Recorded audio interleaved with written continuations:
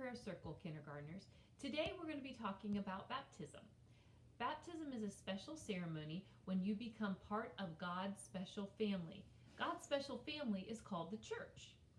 Now, some of you might have been to church before when there has been a baptism, or maybe your brother or your sister or your cousin has been baptized before. I want you to think about the things that happen at baptism.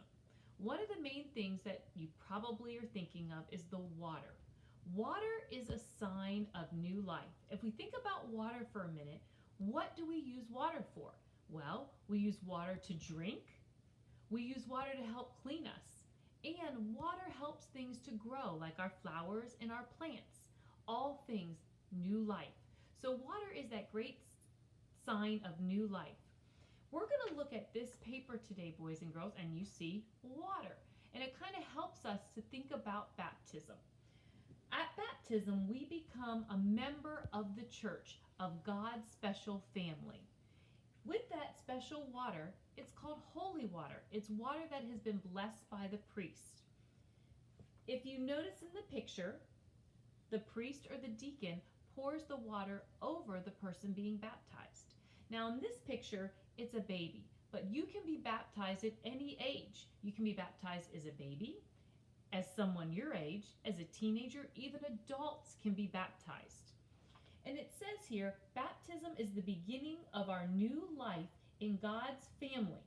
At baptism, the priest or the deacon says these words while pouring water over, that holy water over you.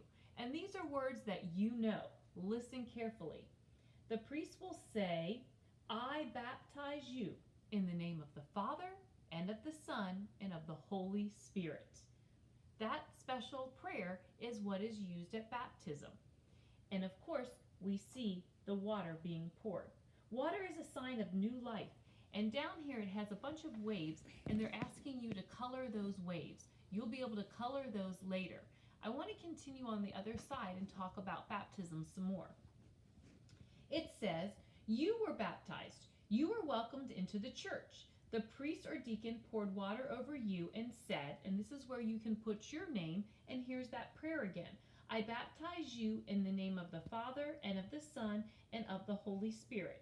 Now, this asks you to put a picture of your baptism, and normally I have everybody bring it in and we share it at Prayer Circle. Obviously, we can't do that this year, but what I'd like you to do is talk to Mom and Dad about your baptism.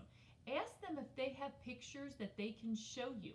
And I also want you to ask them about your godparents. Some of you may already know who your godparents are. Some of you may not.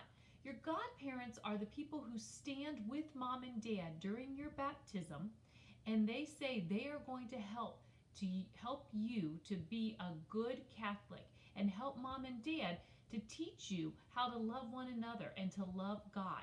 So your godparents are very important. So ask Mom and Dad who your godparents are and ask to see pictures of your baptism. Also ask them if they have anything else from your baptism. You may have a candle or a white garment. These are all things from your baptism. So I'd like you to talk to Mom and Dad about it and spend some time thinking about your baptism. Since you're going to be looking for items from your baptism, I thought I'd show you some items that I have from my daughter's baptism. You might have a very pretty white gown or maybe even a little hat that you might have worn for your baptism. Also, you might have that white garment I was talking about with symbols from baptism. And then the candle. This is the candle that they would light at your baptism, and sometimes either your dad or your godfather would hold this candle. These are just a few of the items from baptism. So please go see what you can find and talk about baptism with your mom and dad.